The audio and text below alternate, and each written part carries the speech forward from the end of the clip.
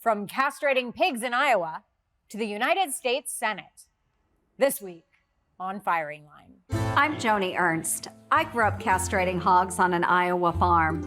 So when I get to Washington, I'll know how to cut pork. Republican Senator Joni Ernst was the first female combat veteran in the United States Senate and the first woman elected to Congress from Iowa. I'd wear You did. sounds like that. What What a sounds amazing. pleasure. A survivor of domestic abuse, she has reached across the aisle to confront sexual assault in the military. We can help prevent sexual assault and hold accountable those who commit such atrocities against our service members. As a member of the Senate Foreign Relations Committee, she is a strong supporter of U.S. aid to Ukraine. They need those weapons, they need that lethal aid right now. Not tomorrow, not in 2 weeks. They need it right now. And an advocate for Americans still held hostage by Hamas. We stand here united across party lines and across countries for one cause, and that cause is to bring our hostages home. As the 2024 presidential race heats up, what does Senator Joni Ernst say now? Firing Line with Margaret Hoover is made possible in part by Robert Granieri, Vanessa and Henry Cornell, the Fairweather Foundation, and by the following. Corporate funding is provided by Stevens, Inc. Senator Joni Ernst, welcome to Firing Line. Thanks, Margaret, so much. I'm glad to be with you. You are the first woman to be elected to Congress from the state of Iowa. You are the first female combat veteran to be elected to the United States Senate. What are some of the ways that your biography and your life experiences have given you a different perspective than most of your Republican colleagues in the Senate?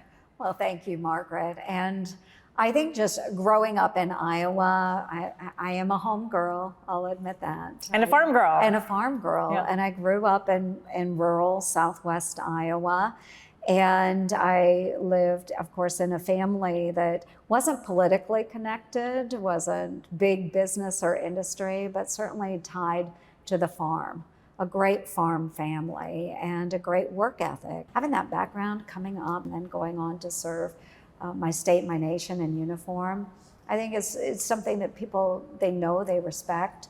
It's extremely important here in Iowa, and it just led into a lifetime of service to my community, my state, and my nation. Does that stand apart in some way, your biography, from some of your Republican peers in the Senate? I think it does, and I see this both Republicans and Democrats. Yeah. The fact that I still live in my hometown of about 7,000 people. Montgomery County is maybe 10,000 people. But knowing everyone I live around and having that sense of community and just knowing and trusting who I am, where I came from, I'm extremely proud of that. And because I still live there today, I interact with the same friends I've had since I was a child.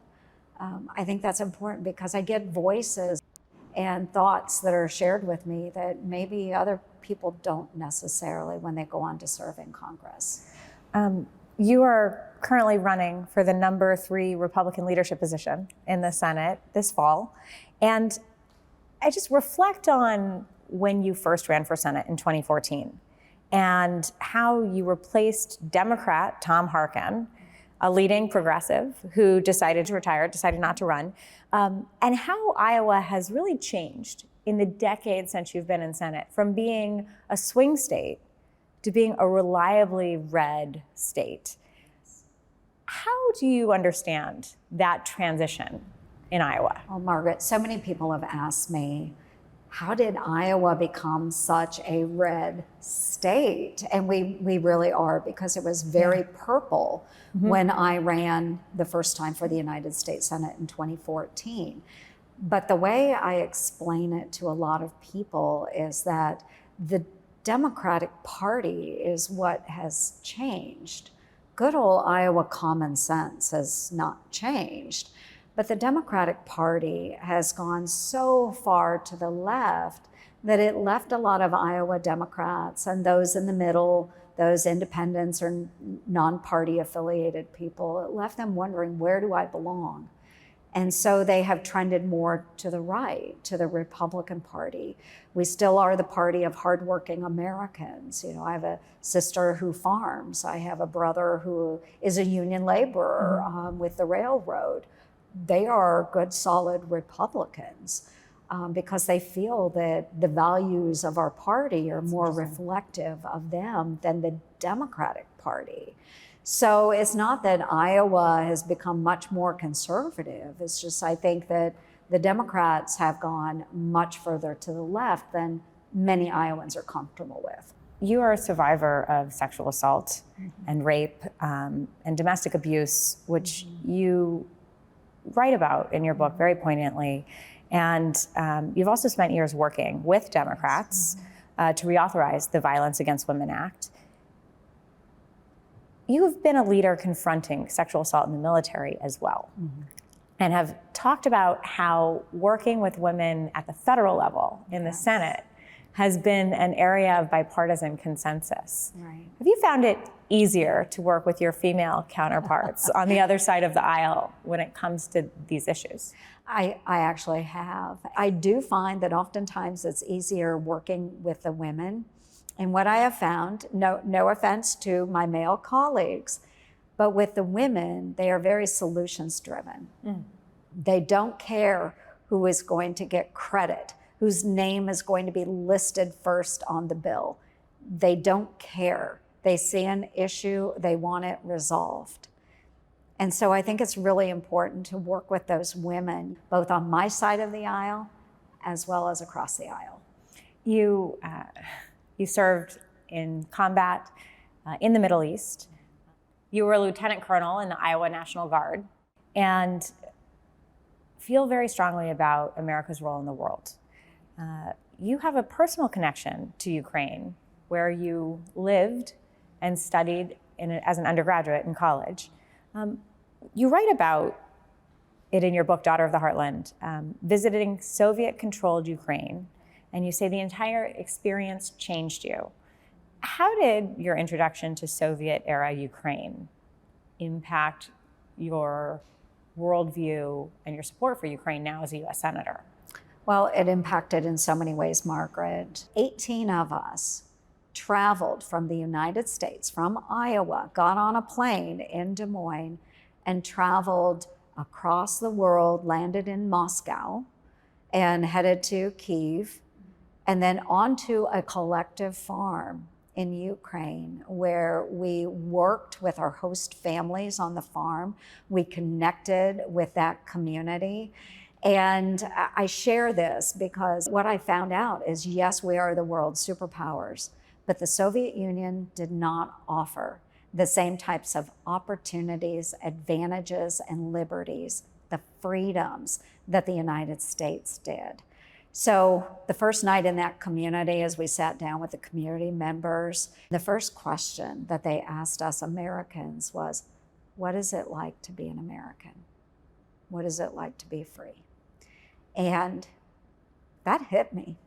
It really hit me. And it went on to form who I was and how I view the world, because there's a lot of great people around this world, but they don't have the same level of opportunity. So with the Ukrainians, just a couple years after that exchange, they separated from the Soviet Union. It fell apart. And they so much wanted to be a democracy and to live the way Americans do, with the same types of freedoms. If they are willing to fight for that themselves, I think it's incredibly important that we support the leadership there that wants to fight for their freedoms. You have, in the United States Senate, been a staunch supporter of U.S. support to Ukraine. Many of your Republican colleagues in the Senate are not. And there's a debate on the Republican Party about whether we should have a leading role in the world or we should retreat and worry about our own backyard. Perhaps the most outspoken supporter of Ukraine in the Senate is you. On the other hand, the vice presidential nominee, J.D. Vance, has been one of the most outspoken against supporting Ukraine. How do you persuade your fellow Iowans who have doubts about whether the Republican Party and the United States should continue to take a leading role in Europe and abroad? What do you say to them? Well, I say it's important that we remain engaged on the world stage, because if we don't invest in activities that protect our own national security and do it abroad, then we face those challenges here on our homeland. I think about 9/11.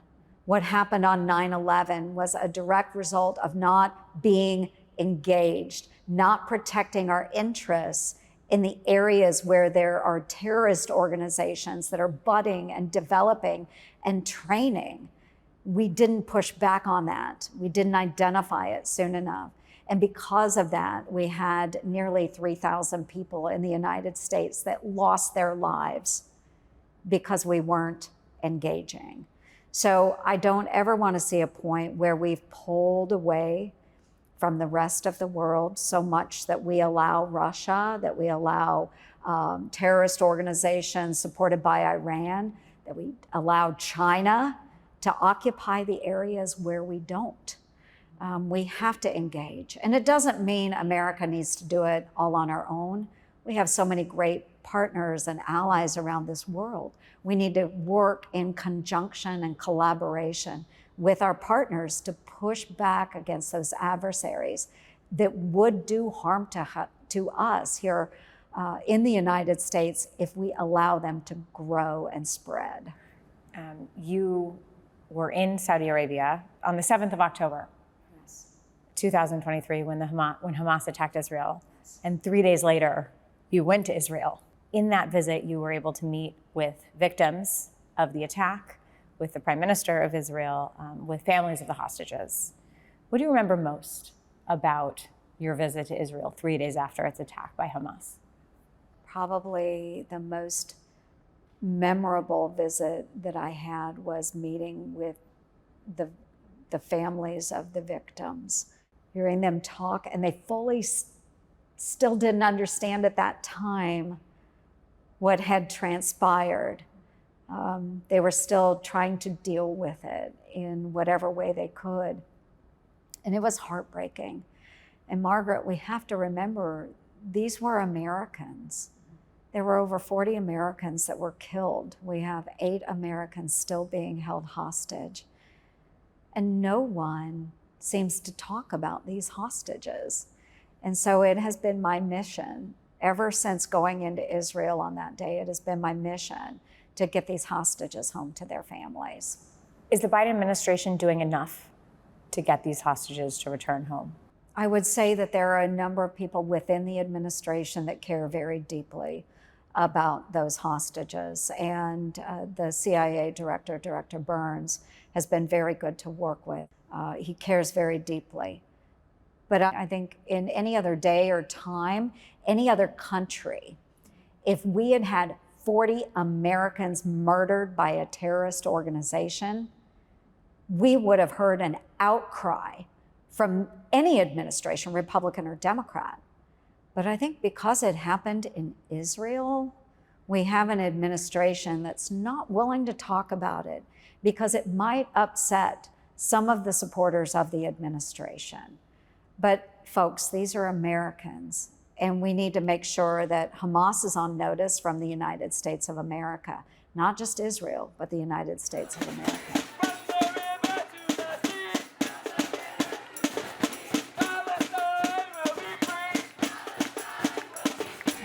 You're a sponsor of the Stop Anti-Semitism on College Campuses Act, which proposes to cut off federal funds to colleges that, quote, excuse or encourage anti-Semitism. And you, less than 2 weeks after the attack at 10/7, were warning the Secretary of Education about the need to protect Jewish students on campuses. Did you have a sense of the budding anti-Semitism on campus before the October 7th attacks? We started seeing it immediately. And I have a number of Jewish friends, and they were very concerned about this. And Senator Bill Cassidy and I started working together very early on this issue because we started seeing those incidents of supporters of whether it's Palestine or supporters of Hamas. Some of them have started blending together. And I would challenge a number of them too when they're chanting from the river to the sea. Which river, which sea? Which river, which sea. Many of them couldn't point out Israel on a map. Vice President Harris selected Governor Tim Walz to be her running mate this week, who beat out Pennsylvania Governor Josh Shapiro, who is Jewish. While praising the choice of Walz, Democratic commentator Van Jones said this. Here's the challenge you've got in this party. Anti-Semitism that has gotten marbled into this party. You can be for the Palestinians without being an anti-Jewish bigot, but there are some anti-Jewish bigots out there. And there's some disquiet now, and there has to be. How much of what just happened is caving into some of these darker parts in the party? He said that there has been anti-Semitism that has been marbled into the Democratic Party. And he questioned whether the choice of Walz was a choice to intentionally avoid having a difficult conversation within the Democratic Party about anti-Semitism. Do you think that the choice of Walz intentionally avoided that conversation? Well, I would say that it most certainly it did. I don't know if that was part of their process. I can't speak to the decision that was made by Vice President Harris, but it certainly does avoid this huge elephant that's in the room. And while Van Jones and I don't agree on a lot of anything, I would agree with his perspective is that there is something that has been marbled into the party now. It is very dark and it is very ugly. So while the Democrats would say that they are a very welcoming party, they represent all these different interests, what they're representing is not truly American now. We really do want to make that very clear that anti-Semitism is never okay, never ever. And yet a number of my colleagues, they can't say it in plain language that anti-Semitism is not okay. Being anti-Zionist is not okay. So Democratic Party, you've got some work to do. But what they are evolving into, those dark threads, not the entire party, I would never cast this upon every Democrat, but the dark parts of the party, we should not see that here in the United States of America. Senator, as a representative of an agricultural state that relies on trade, and as a proponent of free trade, we know that former President Trump, as he's running, has been a supporter of tariffs in the past and is proposing a tariff regime that will be even greater and go beyond what he did in his first term. 10% tariff is the proposition on all imported goods from overseas and a 60% tariff on Chinese imports. This is an issue for Iowa farmers. You've spoken to Trump, I know, at length about this issue. How have those conversations gone? Yes, and we dealt with this in the former administration, so it was really important to have those conversations. And I do know, having worked with Donald J. Trump on so many of these issues, that he cares about the American farmer. He cares about American business and industry. So before those tariffs are put into place, he will always weigh what is the value, who is going to come out ahead. We have had those conversations. And so it sounds like you have a degree of confidence that even though he's threatening major tariffs, that Iowa's farmers will ultimately not be on the downside of any new policies. Yes, and I do believe that as he goes through those negotiations and leverages what he can from the United States to protect American business, he will always think of farmers and business here first. So he is a great negotiator, there is no doubt about it. And so he will take those skills to the table and he will push back against the Chinese because the Chinese for decades have undercut our American farmer. As a combat veteran, I think you'll have something to say about a debate that William F. Buckley Jr. hosted in 1993, some time ago, but it was a debate about whether women should be allowed in combat. Take a look at Buckley in 1993 arguing against the motion. Here it is. Given that combat duty exacts the most that the human body can deliver, does it make sense to admit to combat duty a gender whose members are physically weaker than males? And are we not in suggesting that the male predisposition to protect the female should be ignored? Sticking our meddling little fingers into the chemistry of biological relationships from which much that is conceitedly civilized issues. Senator, there's a debate in Washington right now about whether women should be required to register for the draft. And this is an idea that you support, and you have supported for some time. What do you say to your Republican colleagues who say not only should women not register for the draft, they should not be in combat? Well, I would say, one, that women are perfectly capable of contributing in combat, whether it's combat arms or someone like me that was supporting combat operations with the movement of goods up into combat zones. I was a transportation company commander in Kuwait and Iraq during Operation Iraqi Freedom 1, 2003 to 2004. But we have women that are more physically capable than some of the men you might find. Isn't it funny?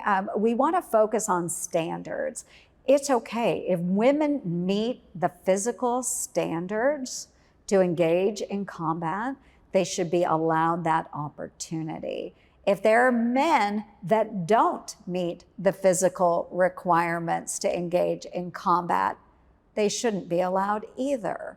So it shouldn't be a back and forth about male, female. It should be about what is required of the duties that go into successful missions within the military. You obviously support women being able to serve in combat. You broke with President Trump on his ban of transgender people from the military. Some Republicans today argue the military has become sort of marred with a sentiment of wokeness, some social experimentation. Do you agree with the sentiment that the military has become too woke? I don't agree with that, but let me finesse it. So when it comes to wokeness in the military, I always push back because our military is not woke. I would say that there is civilian leadership of the military that is woke. I see. Okay, so there is a difference between the leadership and those that serve in uniform. So the example of transgender people serving in our military, we have transgender people serving in our military. They will bleed red just as the rest of us. But I also take a stance that we should not be integrating transgender people into certain situations where it does make, if you have a female barracks and you have a transgender woman who has not transitioned, we shouldn't make the rest of the unit uncomfortable about that setting. There are certain accommodations we can make for that transgender individual. But if they bring value to our unit, if they have specialties that we can use, especially if we want to maintain an all-volunteer force, we want to bring that talent into our services. And I know that's controversial, but again, I'm looking at what's good for our nation. And believe me, when we're facing a recruiting challenge right now, if people are physically willing and able to serve our country, we want them to do so. That's a delightfully refreshing and nuanced perspective. Final question. You wrote in your book, both sides demonize their opponents and make them into caricatures of evil. It can get exhausting, but I refuse to accept that it's the only way to operate. In this hyper-partisan political season, do you see hope for another way? I do. I'm always optimistic, Margaret. I think we have to treat each other with respect and dignity. And if we can lend ourselves to more of that, we will have a more civil society. So I look at my fellow Democrats across the aisle. I look at them first as human beings and people that love their country. We see things differently on occasion, but it doesn't mean we can't work together to solve issues that are important to all of our constituencies. You mentioned Tom Harkin in the beginning of our conversation. So, longtime Democrat that served in the United States Senate, he preceded me in my seat. I always looked at him with respect. I didn't agree on all the stances that Tom Harkin would take, but I respected him as an individual and someone who was representing the state of Iowa. We shouldn't be name calling. We shouldn't be, downplaying other people's successes. I think it's incredibly important that we maintain a civil society, and the best way that I can do that is by treating others the way I want to be treated as well. Politics of the golden rule. Absolutely. Senator Joni Ernst, thank you for joining me. Thank you, Margaret. Firing Line with Margaret Hoover is made possible in part by Robert Granieri, Vanessa and Henry Cornell, the Fairweather Foundation, and by the following. Corporate funding is provided by Stevens, Inc.